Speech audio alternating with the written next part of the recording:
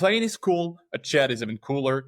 A rocket is very, very cool. Rockets were just the coolest in my opinion. Nobody was an engineer in my family. Nobody worked in the space industry. And that was like, we had to start from scratch. We had basically no contacts with the VC world or the investment world. I had no experience, no knowledge, no skills, no nothing except a vision and a passion. Space is humanity's greatest laboratory. Defense is democracy's strongest shield. And today, in workshops, in laboratories, in startups, a new generation rises, not to observe history, but to write it, where every innovation above drives progress below, where every breakthrough in defense preserves our freedom to create. Behind every breakthrough stands a founder with a story. Now these stories emerge to light the path for those who follow. Welcome to Rockets and Radars. I hope this is gonna be the best biography of Latitude up to date. So let's get into that. Let's hope so. You went from a 90-year-old business student with a bold idea to building a company valued at over 100 million euros that's about to put France back in the orbital launch business after almost 50 years. I want to understand the person apart from the company, who people call the European version of Elon Musk. So before we get into the chronological story of Latitude, for people that might know you yet, even though you are quite known in Europe, in one sentence, what is Latitude? First of all, on the short term, we are a very simple space logistic company. There are some packages of different sizes, and we specialize in sending very small packages very, very fast and very precisely into orbit as fast as possible. That's just space logistics. On the long run, we want to be one of the largest space companies in the world, delivering space infrastructure and basically propulsing our civilization into a new space age world. And but yeah, we start with rockets. Actually, I saw your maybe it was Twitter bio. We launch rockets. I think that would be another way to describe what you are doing. Yeah, if someone asks, I just if someone really asks, because I do not tell people I build rocket, because usually they don't believe it, and then they treat you differently. But usually, if I have to say, yeah, we're just rocket builders. Yeah. Okay, and apart from the company, who is Stanislas when he's not building rockets? Well, for the past 5 to 6 years, really building rockets is one of the main purpose. If not, I'm just a simple 26 years old guy.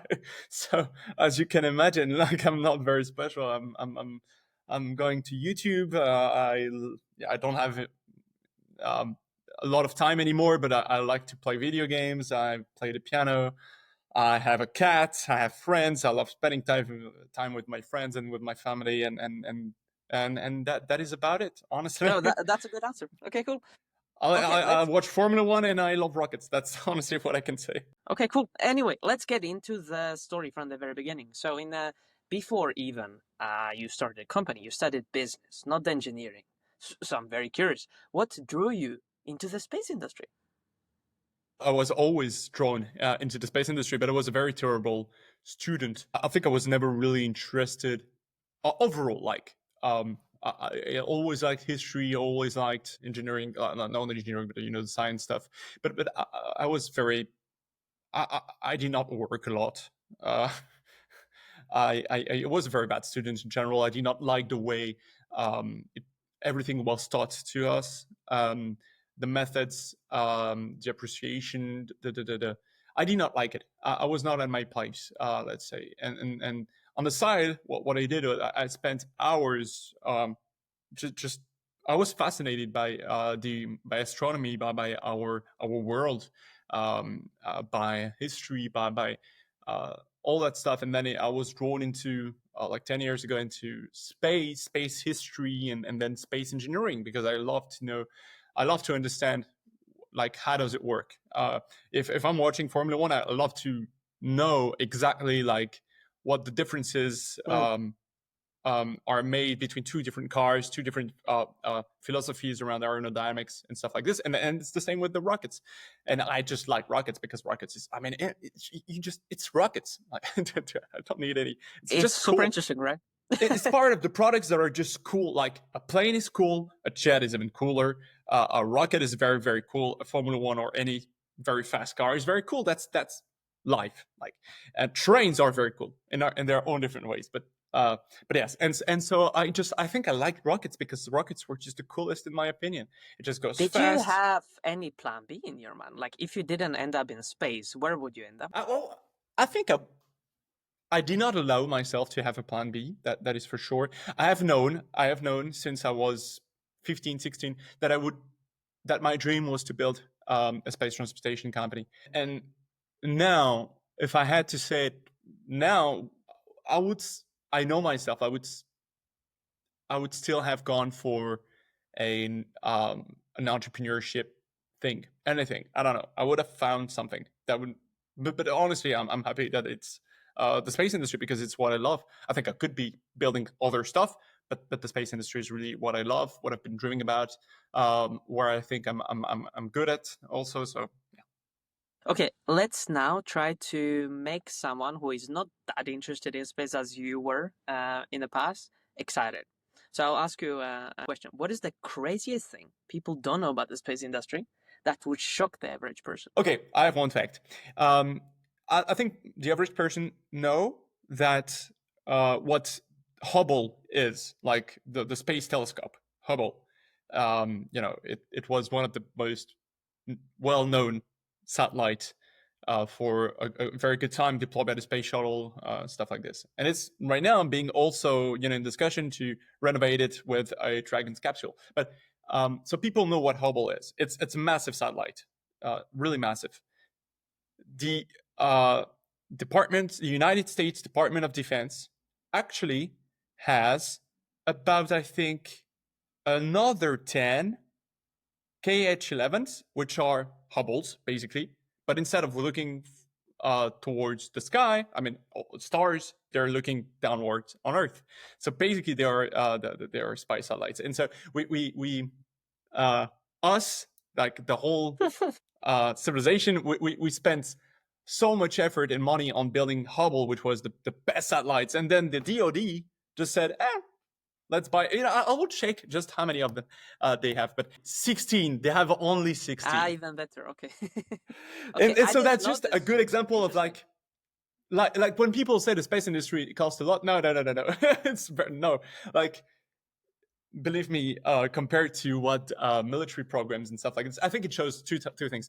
Space industry is very cheap compared to other programs, and second thing, space industry has deep roots to the defense industry, and it started because of that, right? Yeah, absolutely. It actually explains the space industry. Yeah. But anyway, I didn't know this fact, so I'll write it down. It's super. Yeah, I found out, honestly, just something I do. Sometimes I'm interested about something. I go on Wikipedia or other blogs and stuff. I go down and down and down the rabbit hole until I have enough information, and I just went down on information about Hubble, and then I saw KH-11s, and I was like, is that a satellite bus? And then getting interested by the whole story about it. This is a good example of a procrastination, for sure. Yeah, that's what I do. Okay, cool. Let's get back into the main timeline. So it's around April 2018. You are 90 years old, business student with a vision now to build a space company. What sparked this idea? Like, you said that you always knew that you want to get into the business, but what gave you the idea? Let's do this shit. Like, I didn't have an idea. It's not a very difficult idea to have. When you are interested about the space industry and the new space economy and the new stuff happening, you just, I guess, see a lot of opportunities arise. And then you have to put back, it was 2018 because yes, the company was built in 2019, but I had not the idea, but I decided to go in 2018. In 2018, Rocket Lab has been launching for a year. SpaceX is ramping up Falcon 9, but it's still crazy when they land the booster. Blue Origin is late, and everyone else, and there are like 100 of other projects, Virgin Orbit, Vector, Astra, and stuff like this. I mean, Astra was not even official back then, and then in Europe, there's not that many other projects, and in France, basically none. And so I was like, okay, so let's look at it. You have a market opportunity, which are the satellites. I could have gone for satellite constellation, but the true fact is I did not know anything about it. I knew the needs, I knew the purpose, I knew the trends, but I am not an Earth observation guy. I don't know how it works. I mean, I understand how it works, but I do just can't do it. Like same goes for telecommunications. It's not my expertise. It's just like this. I mean, I'm not saying I'm an expert on rockets, but I definitely do understand rockets and logistics way better than constellations. And so I just decided, okay, well, look, when you look at all the opportunities, there are definitely a massive growth in the small satellites. You have two trends. You have basically the big constellations, which are captive, and most of our not the competitors, but the other companies back then basically hoped to get a small grasp of that market. They were crazy and they never had it.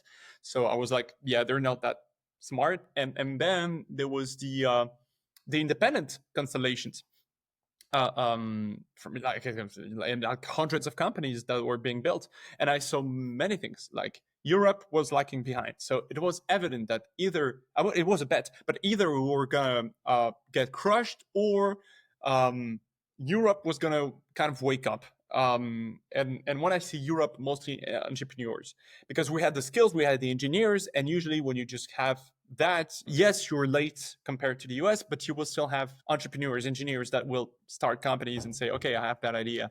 So that's what happened. And so we had a massive growth of opportunities in Europe. You still had the same growth in the rest of the world, especially the US. And I was like, well, okay, so what do we have? We have Ariane 5. In terms of delivering satellites to space, we have Ariane 5. I mean, good rocket overall, definitely outclassed by Falcon 9 and other rockets in development. And then we have Ariane 6, which is a better rocket than Ariane 5, but not that good and not that competitive. And I was like, and back then it was supposed to launch in 2020, you know? I mean, the good Yeah, old but that's times. with everything in space, I think. Like, Yeah. oh, 5-year delay. Yeah, okay, fair enough. Yeah, but yeah, I mean, but when the taxpayer is paying it, it's even worse. Yeah. I'm super curious, when you first share your idea or decision to get into the space launcher business with friends or family, what initial reactions did you get from them? I told my family very late. I told my family on my birthday in 2019, so before the campaign was built, but we were actually, doing the stuff. The 31st of January. That's when I told him I was working on it for the past year. But the reaction was weird, like super weird, but at the same time, not that surprised. I think it was like I think it's difficult to believe into like me announcing that I want to do this. At the same time, I made it very official, very seriously, which is not like me. Was not like me. Like I'm not a very serious guy when it comes to family, friends, and stuff. I'm usually very ironic and sarcastic. So I think it surprised them, and I think they could see it. And then just I had the luck to have a very supportive family, very supportive friends. My friends believed like instantly, and I was like, I mean, they That's know good myself, friends. like yeah, because my friends know me. I'm not a very brilliant guy. I'm not very smart. I'm just a typical guy that just had a dream and just then hired very smart people. Other than that, a lot of people were incredibly supportive. I was surprised by some people supporting us without any real proof that we were being good, because one of the thing is, when we started the company, we had no connection. Like, I was not an engineer. My family had zero connection. I was like, nobody was an engineer in my family. Nobody worked in the space industry, and that was like, we had to start from scratch. We had basically no contacts with the VC world or the investment world, so we had to make, basically it was a crash test. One influential person in the space industry in France said that the French space agency will never support micro launchers. It was back in 2020. And so you're like, and he said it to a company that was watching at potentially investing and stuff like this. But it was not against us. Like, he was being honest. And so, and he changed his, his opinion since then. But yeah, so that was something. Because back then you had a whole, it's funny how the way how everything works. When we pushed micro launchers and then other followed at the same time or a bit after, France was like, okay, hey, is there something happening? And so they basically asked, basically people who were responsible for the development of Ariane 4, 5, and 6 to analyze the whole market, which is brilliant, brilliant idea. And so they concluded that there were absolutely no very interesting market except in the Vega market and stuff like this. And they were incredibly wrong. And I told them, and history will prove. But that's kind of the things, opinions, right?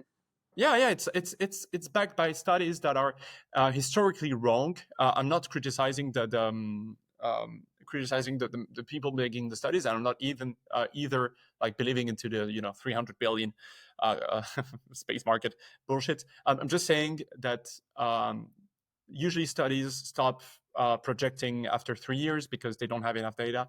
But not betting on the growth of the space industry is like not betting on the growth of AI. It's like not betting on the growth of the energy market. It's like it's being the dumbest consultant you can ever be. There were a lot of stuff, and so those studies basically convinced a lot of people that the market was difficult and stuff like this. There were no market. At the same time, you have like Rocket Lab selling 25 rockets a year at like 8 million a pop. And people are like, there's no market. Guys, I mean, that's like, you can't say Ariane 6 is a commercial success and at the same time say that there is no market for a small rocket. It's like, it doesn't work. Like, you have to. Anyway, let's get into the moment where you founded Prometheus Space Industries, which was your very first name of the company. Yeah, the first name of the company. Yeah. Walk me through the decisions, and also you assembled your original co-founding team back then. So I would love to get into the story behind that too. Well, we built the company because we had to build a company. That's as easy as this. We needed to hire some interns as well because to get some skills and do the preliminary studies. Some people are still with us to that day, which is great. So what I did also with co-founding is I basically tried to contact some people I knew, and some of them said yes, the others said no, and actually it was not a very good way to do it. I would do it differently, not because I just you do not choose your co-founding among friends or just people that are willing to follow you. You have to choose co-founders based on the way they act, the way they think, the way they work, and that they're convinced themselves of the stuff. And that's basically why we dropped also a lot of people along the way, because they perhaps did not feel they were not good enough for the company, or they did not feel connected enough with the vision. So there was a lot of changes at the very beginning. What would be your framework of finding those people in the new way, as you realize over the years? Now, if I had to rebuild a company, let's say, from scratch, first of all, I have many more advantages than I had back then. First of all, I have kind of a credibility that I did not have back then. I have a way larger network than I had back then. So what I would do, that was not really possible back then, would be basically go through my list of contacts and see, okay, is there a few people that I know that would fit this? That, like, first of all, if yes, then I would basically spend a lot of time with them, talk about the ideas or the way to implement it, and go to a deep conversation, and not like just an opportunity. It would be like hiring someone, but hiring a partner, which is way more important than hiring someone. If I don't find them, I would, let's imagine I do not go into the space industry because that would be too easy. I'm going into an industry that I know nothing about, robots. Right, robots. I would go into I would meet basically, I think, some of the best young, but at the same time very experimented people working in some other companies. I would contact them and say, okay, hey, I'd like to pick your brains about it. And that's what I also some of the entrepreneurs I in the space industry that I know did actually that, and they turned out to recruit very great co-founders. So that's what I would do. Now, I was still lucky because Kevin is still with us, for example, and Kevin is a great guy. He assumed very different positions along the way for the company. Anytime we needed, we needed the expertise and the support and experience. Again, some of the very early employees or interns or associates that we got still are among us in the company and are great, very great people. So still, despite the framework, we still ended up having a great early team. What was your initial strategy in that year? You started with just 25,000 euros, right? Around that in capital. Yeah, a What bit was less, your and then initial we strategy? grow it to 25K. Fair enough, fair enough. Yeah. How did you grow the company in 2019 until 2020? But we had no strategy. Our idea was like, okay, commercial studies, we can do it. Kind of trying to go and see and talk to the people like CNES, ESA and stuff and get some feedbacks, we can do it. But in terms of engineering, we actually need people working in the company. So what we did was we contacted, we knew we were not able to afford anyone other than interns, and that it would be extremely difficult to convince any other people to basically drop from their jobs and follow us for equity. So we decided to hire interns, and so we contacted a school we knew because Kevin was from that school, and we received a few requests, and yeah, and same. Honestly, we were not very demanding at the very beginning for with the requirements and hiring the people, but we ended up having great people still. How did you pay yourselves back then? Because We 25,000. did not pay ourselves. The first time I got myself, Kevin, and the others a salary was September 2020 when we raised the first seed round. So and then we did not really pay ourselves a lot of cash. I think it was like 20K or something like this per year, 4K a year. Before we get into the seed round, as you mentioned, before that you rebranded to Venture Orbital Systems. Oh yeah, that's a funny story. How come?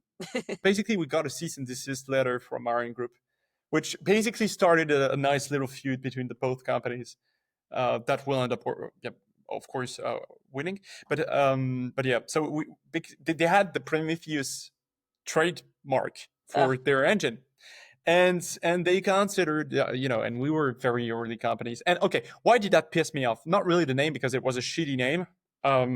And I realize it now, so I don't really care anymore.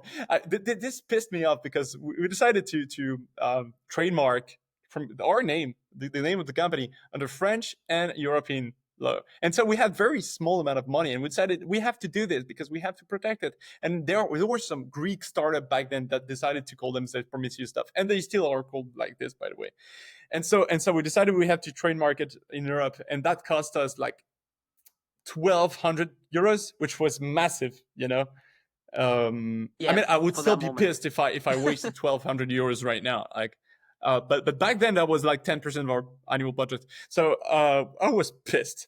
But so we decided to find another one, and we ended up having Venture Orbital System, was also shit. but we went through it. Actually, like we called it VOS, like VOS, which was a bit nicer. The V was fine. It was very like spacey stuff. It was still shit, but we liked it more. Yeah, I than love the way Prometheus. you think, right? You went through iterations in every part of the company, including the name. Yeah. I think the brand is very important, and Latitude is now, we like it. It's a great brand. People can have the opinion. What did we decided to change it up to Series A because that was the timing. Because we had a Series A, we decided let's change it at the same time. But it was an idea that my head of comms back then had like a year before the announcement, and it was like, Stan, okay, don't like stay like keep stay seated. I have an idea. I need you to listen to me. And I listen to people, but I can be also, so he said, okay, just let me finish. And he said, my opinion is that Venture Orbital System sucks, and we should change it and rebrand it. Everything, the logo, the colors, the branding, the everything. And I was like, I took like 3 seconds to think, and I was like, I think you're right. and we started the process right away. And it was a great decision, in my opinion. It was a very long process, but it was very fun. So did the name Latitude come from that person, or was it? No, I don't remember actually who we came. That we have to. Okay, same goes for Zephyr. We don't remember exactly who it came from, because what we did back then for the rocket name or for the new Venture Orbital name and stuff like this was literally, we took some of the people. I think there was at least two people who were always in the same discussion. Was Roman, one of the few, the first interns we had. Roman, who is our who's working at the mission analysis department at Latitude. So he's been there for a while, and he worked for every rebranding session. And I think Zephyr was a proposal in a very long list from Roman. And I said, Zephyr looks good. I think I was the one that the one saying, I think it looks good, but it did not come from me. I think Venture Orbital Systems, no, I absolutely do not remember. I think it was my idea. Yeah, I think it was mine, but it was a bad idea as well. It was always a collective decision. Latitude was not a collective decision because up to a certain point you cannot ask 100 people to make a decision, and so I think it was basically we had an agency to help us rebrand, and I mean they were good in many ways, but not for the names themselves. Like it was horrible, and I think recently one of my guy sent me the proposal back then of the names, and it was shit.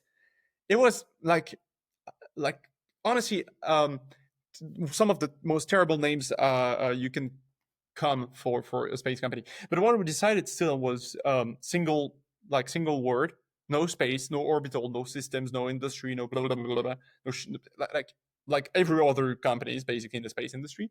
Very simple, linked but not, French and English, and at maximum three syllables. So I would say the takeaway here would be create your own name and let the brand agency to do the rest. Branding is a huge issue in the industry, by the way. Like you are the best ones doing it in whole content, I believe. So you're doing it. Thank you very much. Yeah. Thanks. You are making it more humane, more. That's cool. Because it is. Yeah. The space. What we do is it's people think it's about it's about technology, it's about engineering, it's about people. It's definitely about people. What's the most complicated about what we do is not. It's basically how do you work with the people to actually surmount the challenges, solve the problems, give them all the efficiency you can, choose the best. It's all about people. It's the human adventure. It's us working a year without results just for 10 seconds of an engine roaring during an hot fire and being happy because we are just drugged, with this. And so it's about people. It's always been a human adventure, and people who put in advance the technology and this, I don't like it. It's a human adventure, and there are not so many fields where you can basically work like you would play in a team, a very high, a competitive team in sports or any or other thing, and it creates emotions that you wouldn't have in any other job. Yeah, I think there is only one thing in the world that is more challenging than rocket science, and that's people, as you just said, right? Right. Definitely. Anyway, one thing that I would love to tap into. As we know, the industry overall is not the best at branding. What would be your ultimate advice for others to take inspiration from? Okay, no idea. I'm not that good to give advice to anyone else. What I would say is the blue, black, and white schemes are overused. That's for sure. The star, like the star background, is overused, and you're being too technical, and we don't care about this. Do not treat your product special because it's space. That's basically my point. That's a good advice. Now, what I would say, I have a specific advice for a specific company, which is Airbus. Just go back and call yourself Aerospatiale, like back in the days, and choose the logo from '79, I think, and just this would be the best idea. Airbus is a great name. I won't lie, but the logo of Aerospatiale, that was one of the. Oh yeah, that's beautiful. Oh, that's beautiful. It's one of the best logos, and that's my advice. Good advice. Go back to Aerospatiale. Okay, cool. Let's get into the fundraising, right? So by 2020, you secured 750,000 euros in funding, plus grants from ESA and CNES. How did you approach this as a 21-year-old founder with limited space experience? I was being careless. Like, I was not facing the harsh reality of building such a company, and that became way clear for me, let's say mid 2021. Before that, it was very like exciting. 2020 was a bit hard with COVID, but still it was not that difficult. And so I'd say I was still in the startup cliche. And then it changed. Then it became really difficult. But so to answer your question, what we did is summer 2019 we realized we're not good enough. I was not good enough. I did not know anything about startups. I stopped my studies after a year of business school. I had no experience, no knowledge, no skills, no nothing except a vision and a passion. And so I decided to join a specialized incubator called Incubaliance in good French, near Paris. That basically, well, it was rare in 2019 to have a hardware incubator, because back then it was all about software, and we believed the world could be run by softwares, except when you need to actually buy stuff, to use. And so they really helped. Like, it was a massive change, and when I left, the 3 months intensive bootstrap, how to say, program, I don't know how you call it, but bootcamp program, into January 2020, it was kind of a game changer. We still learned a lot through COVID, because it was very slow. We did not spend a lot of cash because we didn't have anyone on the payroll, and we did not burn any money compared to other companies because we were not, we hadn't raised anything yet. But it gave us time to actually work on the overall strategy and to say, okay, actually, what's the rocket? Define it better. The incubator helps us a lot. What's the overall offer? Like, we're not going to be just like any other stupid rocket makers saying, we're going to be cheap and stuff, and that's why people are. No. There's a real offer behind, and we spend a lot of time calling the customers, the people making satellites, and getting the information about why. Like, where's the pain? What's your business? How do you make money exactly? And how does launch impacts all that money making business? And so it helped us improve a lot the arguments. We also proposed CNES. We decided to really get close and to propose CNES, just a very small program to develop our 3D printed rocket engine, which they gave us $50K to do it. So it was more the image than the cash, because the image was like, hey, now we're in contact with CNES, which is good. It was a great success. We're very proud about this. ESA, we just basically entered the incubator, and they gave us $25K for this.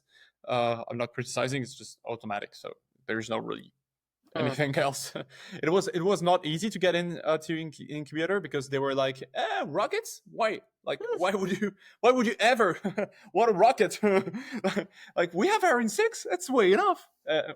So it was kind of complicated, but we had some supporters that were great and said, basically, to the others, you're stupid. Okay. Give them time. Fair enough. By this time, you had now a mix of VC funding, governmental grants, and regional support, right? Like, What is your philosophy on balancing those funding sources? I'm not balancing. When you're in the space industry in France, just after or during a crisis, you get all the freaking cash you can. There is no strategy. You get all the cash you can. It's the hard reality. Valuation does not matter anymore. Paying the people and going forward is what matters. That's a great advice. Yeah, and now I have the luxury to spend more time about how to optimize the equity story and the valuation and the cash and the balance. But back then, you would get every euros you can get your hand on. That's for sure. So that's what we did. Cool. Let's get into another big milestone. June 2022, 10 million euro Series A funding round. How did you secure this investment, if you remember, apart from rebranding to Latitude? No, so that was not the rebranding. Was like, I think I'll remember. I think we sold the rebranding of Latitude to our investors like 2 weeks before the announcement of the Series A. Well, Yeah, that was kind of one of the surprise we gave them. Anyway, I don't know if they remember this, but that was funny. They were on board. So, no, how did it go? Yeah, we started to the fundraise with. It took a while, like at least a year. I remember, and we closed it like we had a few days of runaway left when we closed the round, or perhaps we were even close to bankruptcy. But we knew like a month ago, like a month before, we were going to close, so it was not that risky. It was not a real risk of bankruptcy, but still, it was tight. And the fundraise took a very long time, but we had like we got the right investors on board. They're still on board. They're still reinvesting a lot of cash in the company and helping a lot. So these are Crédit Mutuel Innovation. So it's one of the France's largest bank. And these guys decided to go into deep tech and said, rockets are super important. Space sovereignty is super important. We need to invest in it. And these guys are delivering. Then we had BPI, of course, and we also had expansion, European VC fund, aerospace VC fund, and actually that was funny. Like, let's take expansion. It was very fast. It was an hour meeting with Charles Bigbedet at the very beginning. Crédit Mutuel, it took a bit longer. They were rapidly on board, but then we discovered what a real due diligence was. And the time it took and everything else. How much of a product have you had back then?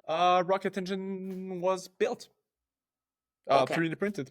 I mean, when I say rocket engine, the pressure chamber, and then it was all on paper mostly.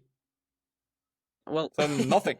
pen and paper. Okay, and then you said you were disorganized. What do you mean by that?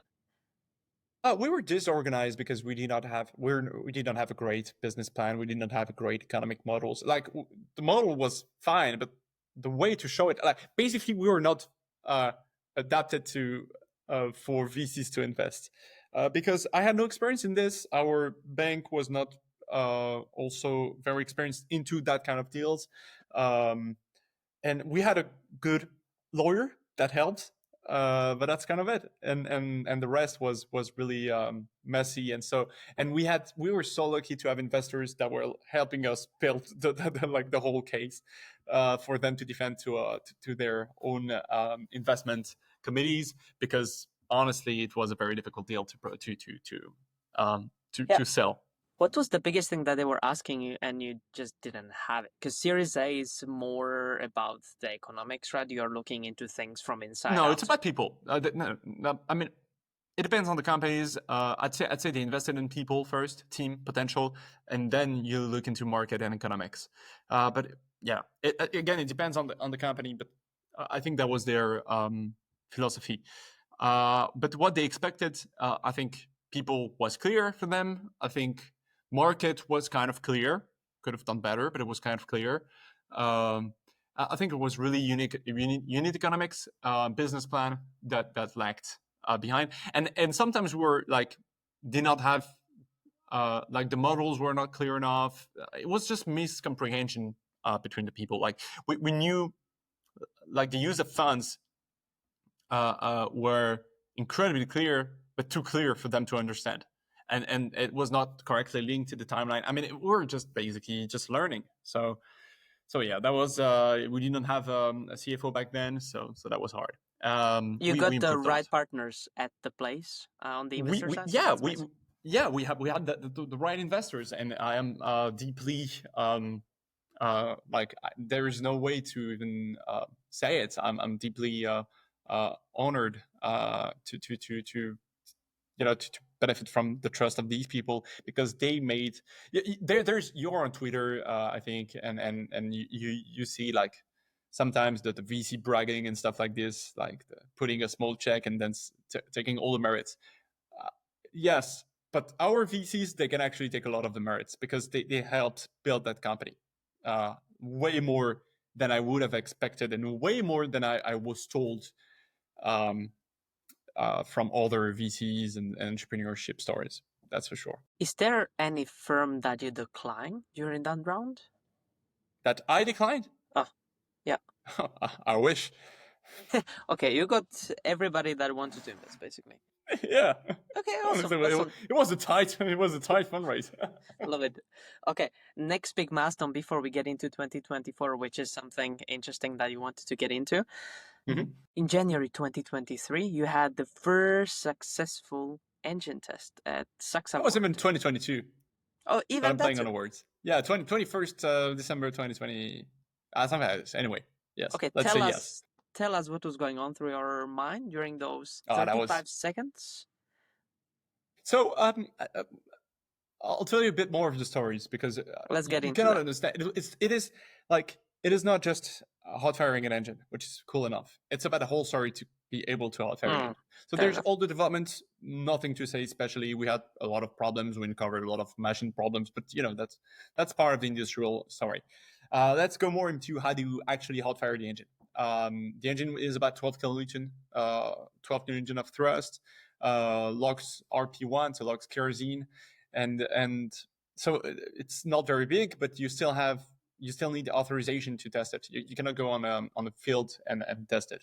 So we were supposed to test it at Ariane Group's facilities in Vernon, so in France, in Normandy, and they were paid 5.5 million by the French government after COVID to actually build a dedicated bench test stand called Babocry in good English, that was adapted to everyone, which was one of the main mistakes that they've done, and they had a lot of time to build it, and we were in discussions for 2 years up to that point. We and it was at the same time we closed the fundraise, so basically we had investors and they were being um, uh, demanding, and that's normal, and we were being also very demanding on our own partners, and basically we started, like, Ariane Group told us, yeah, we're going to be ready by July. And and along the way, some of the partners that they had, and we also had, told us, guys, nah, no way. Like, they haven't ordered anything. And some of the items are like at least 6 months in terms of lead times. So we're like, oh, okay, we're getting scammed, basically. So we decided to organize a meeting between them and CNES to actually get a real timeline, like, not it's going to be fine in June or July. So we got in a meeting. We pushed them to admit an hour later that basically they were ready for, like, beginning of, they were ready by the 18th, no, the 15th of December 2022. So not ready in 2022, basically. And even though we did not really believe in it, so we said, okay, no problem. Your bench is not ready. Your test bench is not ready. What we can do is we can actually build ours, design, build, assemble, and ship it to you by basically the 7th of October. What you actually need is you have a test zone. You have all the authorization. You just need to do a basic file, a little stuff towards the administration. They are doing it a lot of times, and give us a go. And that's all you have to do, and verify. I think technically there's no risk and stuff like this. So we give ourselves a month to do it. Everything goes fine. Technologically speaking, our test stands works for them and stuff like this. But they did not submit any files to authorize our test. Obviously, they did not believe we would be able to be ready to ship in October, and blah blah blah. And then this is yours to interpret. Did they were they too slow? Didn't they believe in us? Were they actively trying to slow the competition? I would leave it to your own interpretation. I have my own idea that I will not openly share, but people might imagine what my idea is. And basically, so we told them, if you cannot even just file a freaking document, we're not going to work together. So officially, we're going to, like, put you in plan B, not pay you.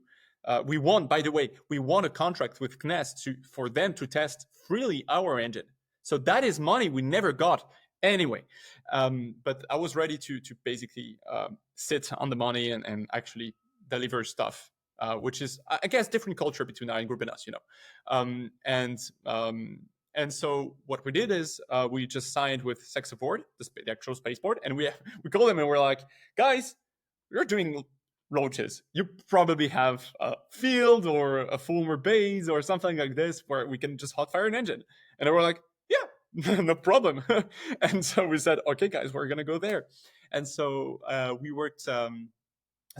We worked all summer long to get our test stand ready, and it was out of the factory by the 29th of September and shipped to Saxavord on time, on cost, on quality, and which is just normal behavior for a space company that should deliver, but apparently not the culture of everyone. And we had, it was a very fun story. And so when we ended up testing the engine, it was just, we had so much shit thrown at us from the partners, from the difficulties of operating at Saxavord, from the test bench not working half of the time, from engines failures, from so much stuff. So that, yes, when that test, like the first one 5 seconds, the second one 10 to 15, I don't remember, and the last one 38 seconds worked, we're like, shit, that is something else. And yeah, and that is something else because of the whole story. Thank you for getting into the details. Kind of crazy what happened there in France. But yeah, you learn. Let's get into the Series B, which was a next big round, $30 million or euros in January 2024. What was the biggest difference between Series A and Series B, if you can get into that? We were way more advanced. The company was, we hired a lot more, like the C-level team was full. We hired a lot of very, very talented people. We had a full HR plan, HR hiring and HR plan in place. We had the whole development in place. We had a lot of stuff. It did not mean that we did not do any mistake since the Series B. We have done some mistakes, but we were just way more professional. And we also had a lot of traction commercially, whether it is with institutional players or with commercial players.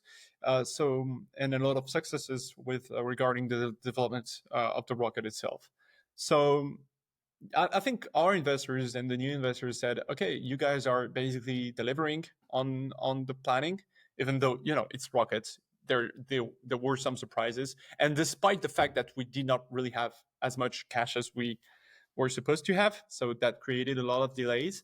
But we still delivered. We hired the right people. We are planning to hire the right people because we basically hired in 6 months about 75 people, and basically we hired 75 people. We received more than 10,000 resumes, so some of the best people in the world, and we kept going. I think, yes, much more professional, delivered. Team was getting better, technically speaking, and I think there's something that our investors started to comprehend. It's not so hard. Like, what is hard about rockets is not the there is no technological breakthrough to get. It's just painfully slow and complex.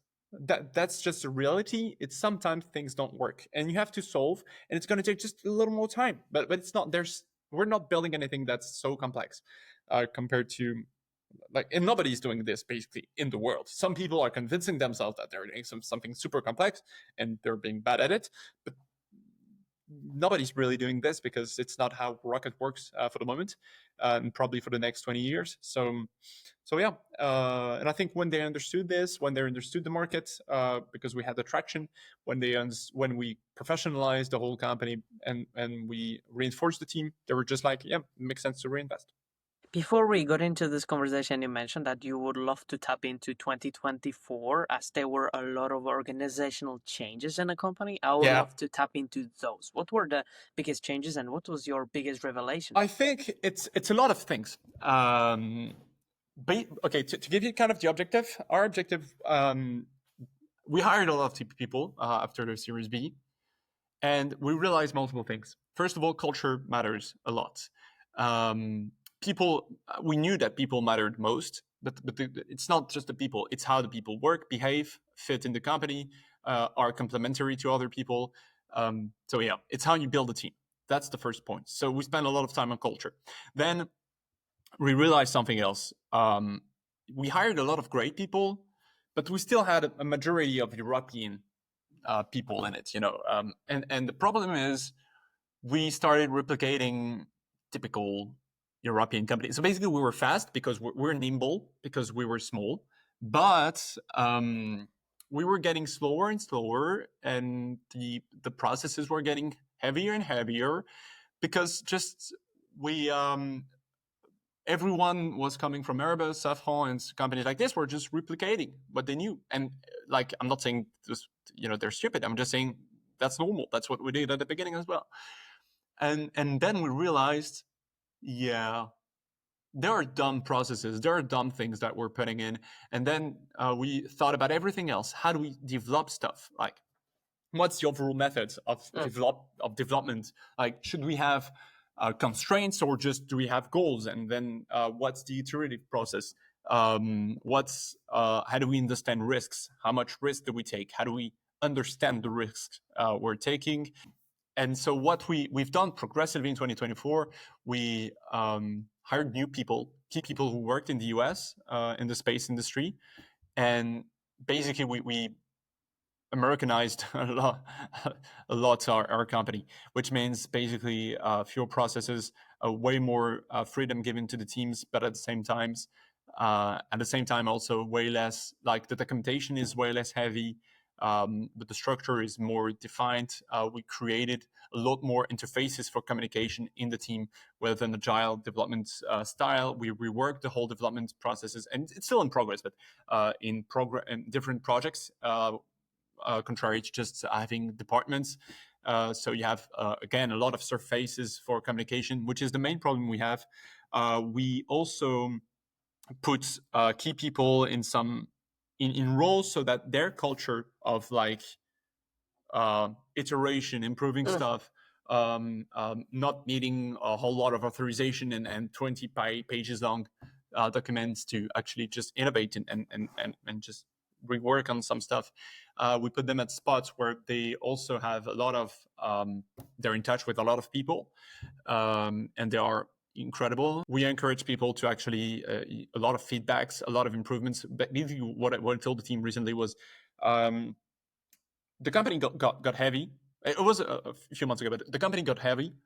We want to do it differently. You are the one suffering from it. So for each good idea that we implemented and that it works, you basically get champagne from me, free bottle of champagne, or free Love that game of incentives. Box of champagne. Yeah. Oh, I know. Oh shit! I just remember one incentive that I gave my team, and they just delivered on it. Okay, I'll tell you about this later. Ah shit. I just remembered. Okay, I have to stop playing with incentives. It works, but it's going to cost me a lot. And this time not about money, but about my own body. So yeah, and basically we put that culture of we need to change. You have, like, it is your job to say when something doesn't work or when something doesn't make sense. If you're not saying it, basically you're not doing your job. And one example is one of the guy that joined us said, "Oh, we waited for the 3 months period, like test period."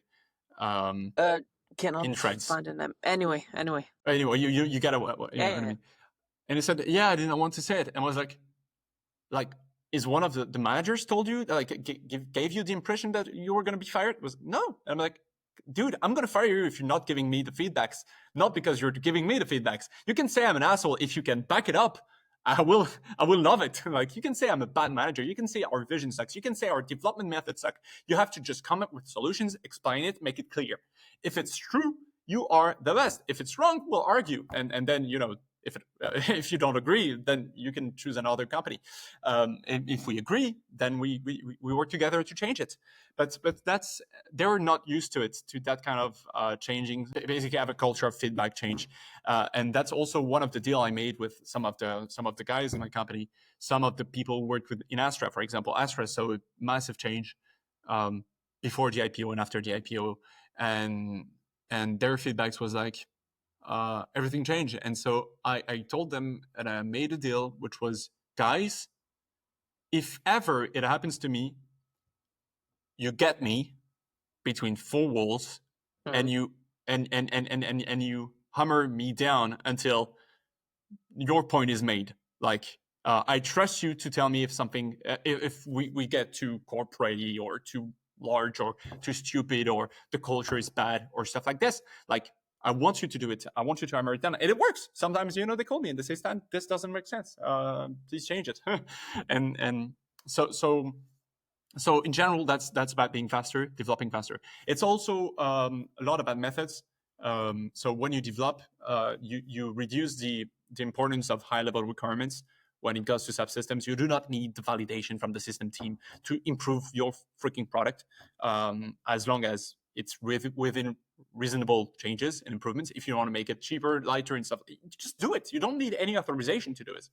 And so the design is very fast, and it is very fast because now we have that agile development. We have our own software tools to develop. We have great people, very brilliant guys, engineers that can do this.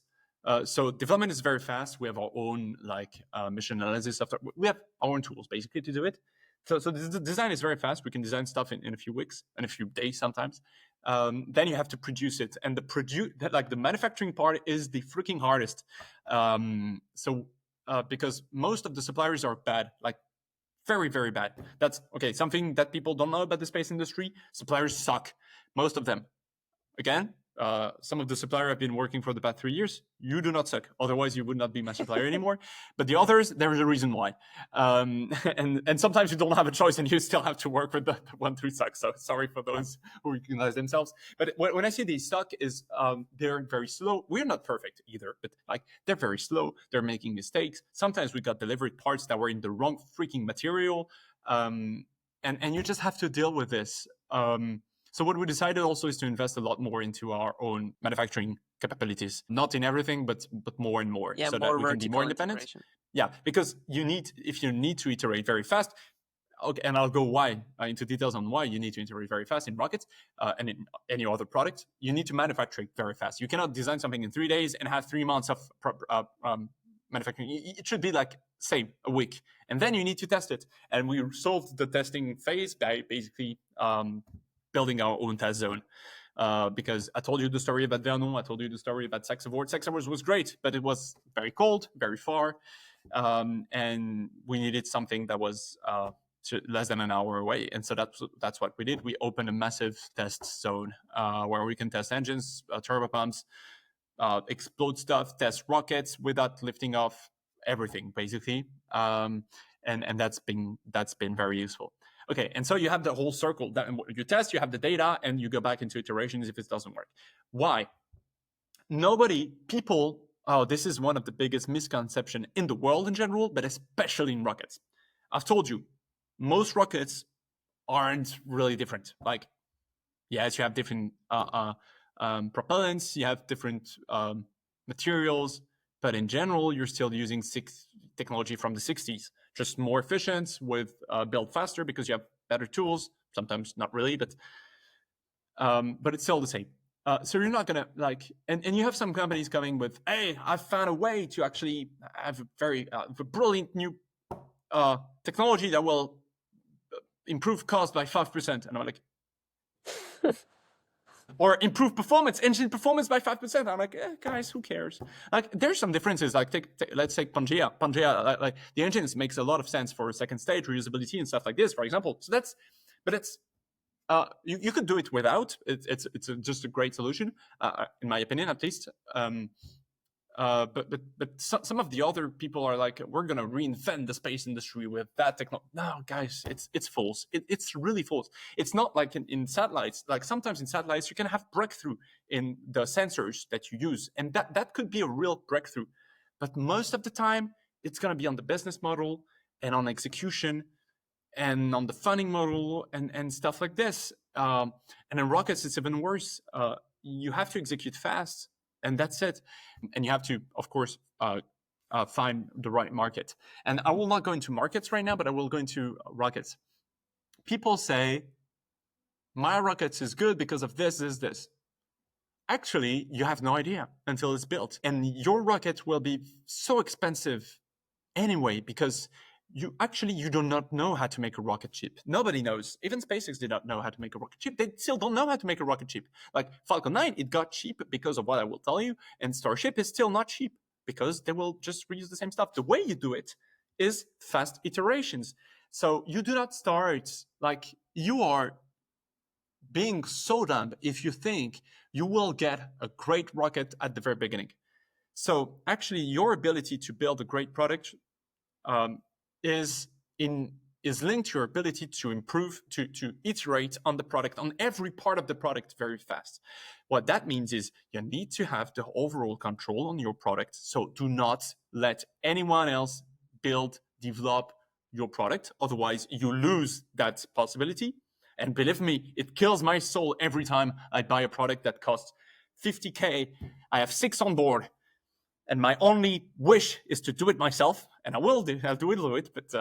But yes. So build as much as you can yourself, manufacture as much as you can yourself, or have very great partners that can do it for you, and test as much as you can yourself as well. And you will need to go through these cycles of just iterations. And this is not called innovation; it's just called trial and error.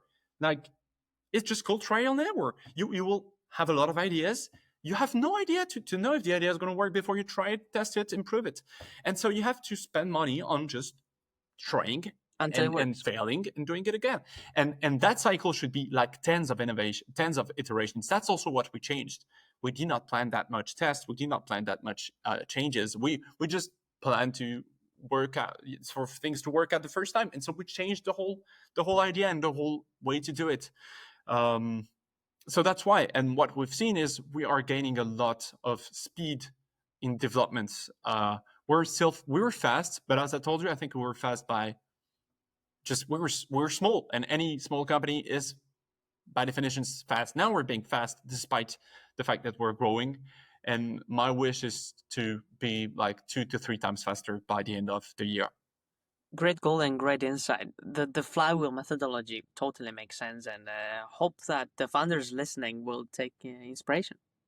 Okay, I want to get into one more huge milestone actually, where you transitioned from executive chairman, from CEO in November 2024.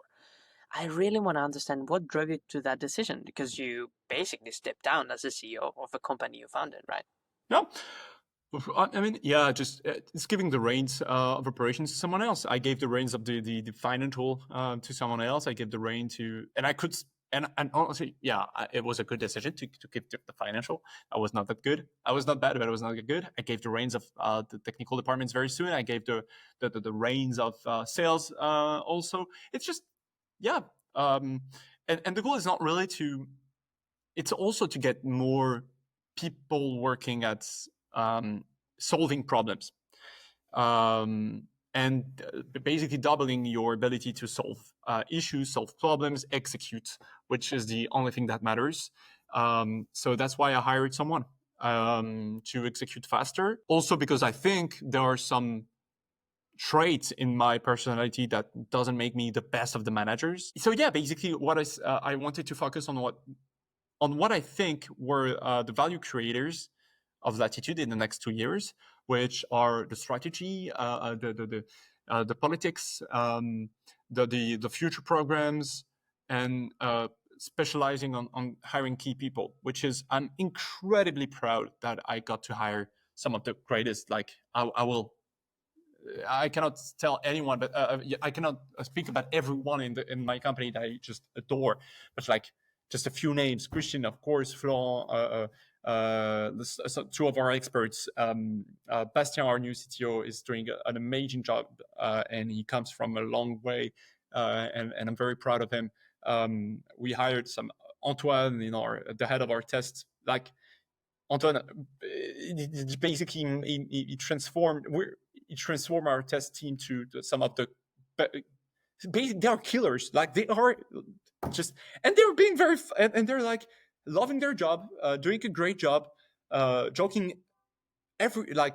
all day long, and still being like some of the fastest teams I've ever met in my life. And there are so many other peoples, and honestly, I just love spending time with them. Even our head of welding, it's the overall, like, people are great. That's what I want to say. And so I love to spend time on this. And what did not change is I still spend a lot of time in the factory. I still when something is happening in a factory, I stop by and I listen and I ask questions and I want to know more. When there is a problem, I want people to tell me about it, and I will try to solve it, whether it's giving it to my CFO or to my CEO or anyone else. I still like solving problems and issues, because now what I love is I want to make Latitude a winner, but I also want to make but making Latitude the winner is not just by going outside, it's also by solving everything there is inside. But the global normal operations, that's just honestly, it's not driven by my C-level team and my CEO, and yeah, I'm not sure I'm bringing that much. I could bring that much value into it more than I'm doing right now. So I think the decision you made was made at the right timing also, if we think about probably. it. So I think it's great. Okay, cool. Let's talk about the future. Where do you see Latitude in short and long term from now? Well, the first goal is we have to execute on Zephyr, which means launching it next year. But executing on it means I don't want to go and do a relativity or and all other stuff. Like I want to I know Zephyr can be sold. I know we can make money with it, which is unique. Most people don't believe we can make money with micro launchers, and I'm saying bullshit. Right now, we're aiming for a target cost. I think we can crush it by $500,000, which basically would mean we make a lot of cash per rocket. And I know it's possible. Now we have the data, the strong data. We will be wrong on some of the stuff, and we will be better on some of the other stuff. So we can make money with the rocket. Now, that's the first point. We have the customers, and that now it's being clearer and clearer. And believe me, when we're going to say, for example, the Rocket Lab customers, hey guys, we have the same service, but we can launch 2 times faster, and it is about 3 to 4 million less. I think it's going to work out. And that's offer you cannot refuse, right? That's an offer they're not refusing right now. So, so I would say yes, it's going to be successful. And so it's about, we have a great product. So we're going to improve on it very, very fast. We're going to make money on it. We already have the new factory set up that's going to be ready. So I want to build a lot of Zephyr per year. I want to execute. I want to have the best quality possible for the right cost to launch a lot and to get all of the experience we can. That's the short term. That's basically end of 2030. Then the medium term is, how do we go from being a great company, making a few hundred millions a year in revenues and being profitable, to a company that basically solves the visionless decisions that we've made in the last 20 years. How do we not go into protectionism, which means basically end of competitivity?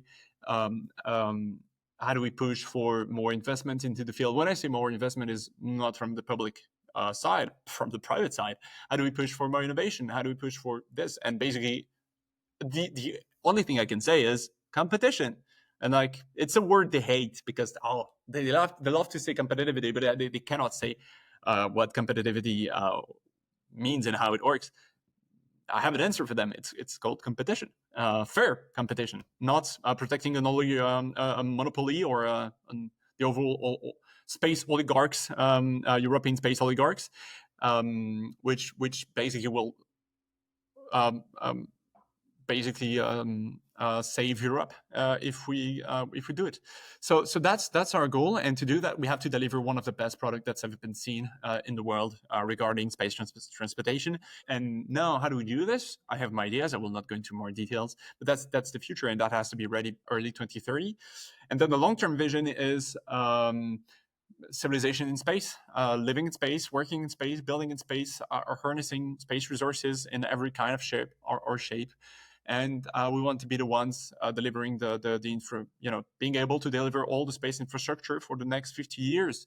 And that starts with rockets, but that also starts with all other products that are necessary to make it possible. And what I dream is we want to be basically giving the shovels and the pickaxes and everything and the tools for the companies that will harness space resources in the future. Love your vision, and I love how clear you are right now where you're going. If you compare it to the very beginning, So this is a great. Thank you. Yeah, we worked a lot on it. Great evolution. Okay, and totally last thing before we get into the Yes. quickfire question is what happened last week with the a lot of stuff. Shit. A lot of stuff. I'm going to show you something. I'm not sure there's going to be the sound, but you know what? So we hot fired an engine for not the first time, but it was the first successful time. We hot fired our new flight combustion chamber. And so that was very funny. And we re-hot fired it last Friday. And that is the stuff I have to talk to you about, incentives. And we also won just a big project to co-fund our new factory. So I'll show you the tests last Friday. So we communicated on an engine test last Monday, so a week ago. That happened 2 weeks ago, something like that, or a week and a half ago. Mm-hmm. And I told the team after that test, you basically have 2 weeks to hot fire the new engine that was not yet assembled. So that means a lot of operations. Like you need to assemble the engine, you need to control it, you need to assemble the engine, you need to do all the water pressure tests, you need to do all the regulation tests and stuff like this. And 2 weeks was being kind of short. We did not yet receive actually the engine. So and they said you have 2 weeks.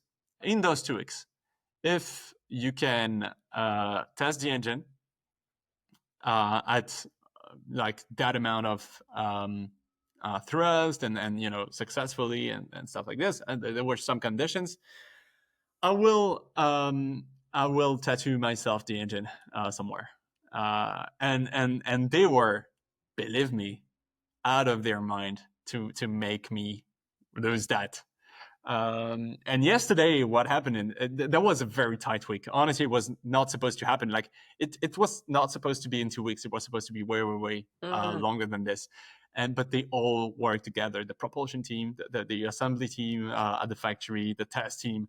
They went through everything possible to make it possible. And we actually had a misfire on Friday for just a stupid reason, just the typical stuff. And it was getting late, and we're like, okay, we're gonna give everything, and we're gonna stay until it's done. And they successfully hot fired, and I was like half happy and half disgusted. So I have to get a tattoo of the engine somewhere, which is gonna be my first tattoo, and I'm looking for a partner. So I say a tattoo company, us. I don't know anything about it, but it's gonna be fun. I think the takeaway here is that really make your incentives good. Like all humans are driven by incentives, right? If you think about it, if you know what is the incentive chain, like you can master anything. And this is one of the best examples here in this industry. Okay, awesome. Last thing. So I have a few questions that I have prepared. I called this quick fire round. If you can answer on those with a sentence or two, that would be amazing. I'm very curious. What do you say on those? First one, a bit controversial, I would say. Elon Musk, genius or lucky? Genius or lucky? Genius, not lucky. Genius or asshole? I would say both, but definitely not lucky. What is the most painful rejection you face while building Latitude? So I cannot say in one sentence, but there was a project, the first project for micro launchers, and we were the most advanced, the most well-funded, real advanced for the development of the engine, and we proposed the engine, and we were being mistreated like not possible, like for honestly good and stupid reasons, and we lost that project for basically people that said, yeah, it's not really possible, there's no interest, stuff like this. People having their own definition of what innovation means, where innovation do not matter, selling stuff matters. But when you speak to the space people, they do not know what market or cash means. I mean, no, they know what cash means because they spend a lot. They do not know what revenue means. And so that was incredibly painful because it was like being betrayed by your own country. It happened a few other times, I'll be very honest. But you push through, and you're still lucky that you have some people that believe in you, or that at least are being fair, playing fair. And there are still a lot of people like this that I thank so much. Good answer. The next one. What do you believe are the unique challenges of the European space industry compared to the US one? Getting their shit together. Simple answer. I will go into more details because it's very actual. But I would love to get into those. Getting their shit together, every one of us, even the entrepreneurs and the startups, because in my opinion, we tend to rely too much on what the states believe, and at some point just push what you believe in, and do not wait for the state to give their own stuff. But okay, what we should do. The world has changed. We're suffering from a lot of competition, and we have to make choices. I think we have enough cash to basically choose everything in the space industry, almost everything, but we have to do it correctly. To do it correctly, you need to change the way you actually deliver stuff. So you need to go into more competition, because that will basically lower the cost of everything. You need to ask for more co-funding, and that would also lower the cost and increase the number of competitors on some important programs. You need to take way more risks, and that is super hard for them to do it. But like every time I have a discussion about the risk we're taking at Latitude, they're like out of their minds. They feel we're crazy, and sometimes, yes, we're crazy. We know it, we admit it, but we know the risk we're taking. So definitely have to take more risks. They have to change the whole mindset. There has to be a change about the whole mindset of how do we develop stuff, how do we evaluate the markets, how do we fund the projects. There has to be a structural change. Europe has to accept that big ones can fail. If they do not, and they have to also force them to actually change. Not force is not the good word. Allow them to change, because they are sometimes like struggling under so many regulations, and we have to definitely kill geo return. It sucks. It's stupid. I know why it was built, but it doesn't make sense. It kills our competitivity. We have to start believing into new solutions. I don't know. It's such a long conversation. We could have an hour talk on just that one. Okay, and I will end on one point, which is they have to actually get a vision. Why do we do space in Europe? Like nobody can answer that question. So then we can get a strategy based on that vision, and then we can execute that strategy. But now we are basically headless chickens, executing the strategy that we don't have for vision that we don't have. Who should make the vision, though? That is a very good question. I only see politicians, because the thing is, okay, it should be a collaborative work between the different companies and entrepreneurs, and it should be actually politicians saying, we will go. Okay, who built the vision in the US for the space industry? Well, yeah, at the beginning, politicians. Recently, mostly SpaceX and Blue Origin and some other entrepreneurs. So it's a composite solution. Yeah, I would but say. I'm just thinking, if politicians don't take charge, then companies or people like you should be the ones that set the vision. I completely agree, but they should listen. That's about it. And that is another thing. Okay, yes, cool. I agree. One more question. If there were any people, engineers or non-engineers, that would love to get into the space industry, but they just haven't had the guts or the right timing to get into it, what would be the advice from you to them? I mean, it's a non-problem. It's a non-problem. Space industry has been like glorified. Honestly, it's yes, it's a small world. Yes, it's demanding, but it's been glorified for not a lot of good reasons. Like I think it's like getting into Formula One is hard. Getting into motorsport is hard. Getting into building jets is hard. The space industry is like so large, so massive that you can. I would tell you, I think at least half, if not half, like anywhere from 30 to 40% of my company does not come from the space industry.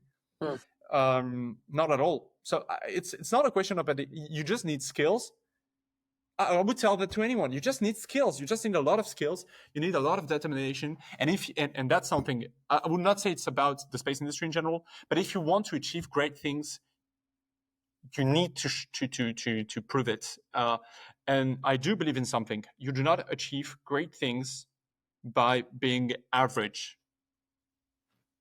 So be exceptional, and believe me, you will get a job in the space industry for sure, and in any other industry also. But do not imagine the space industry is so like such a upper class. That's a great stuff. answer. Like That's false. the over glorification, it's kind of interesting when you compare it to Formula One.